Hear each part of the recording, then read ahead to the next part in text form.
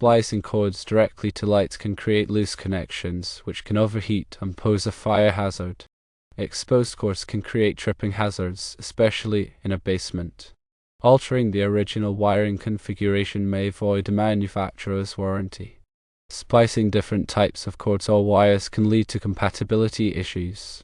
Electrical codes may require specific wiring practices, such as using grounded cords. Considering the safety concerns and manufacturer specifications, it is generally recommended to install cord and plug setups for the fluorescent lights. This will firstly ensure proper grounding and reduce electrical hazards, secondly, maintain compatibility with the manufacturer's design, and thirdly, meet electrical code requirements. If replacing the cord setups is not feasible, you may consider the following alternative: run RX cables flexible conduit to the lights and wire nut the cables directly to the lights inside junction boxes. Use twist-on wire connectors rated for the voltage and amperage of the lights.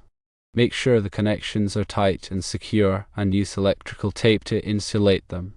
However, this alternative is less desirable than installing cord and plug setups due to the potential for loose connections and tripping hazards.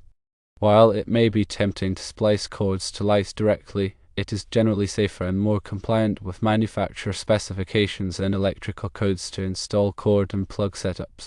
If cord replacement is not possible, you may consider using RX cables as an alternative, but take extra precautions to ensure proper connection and safety.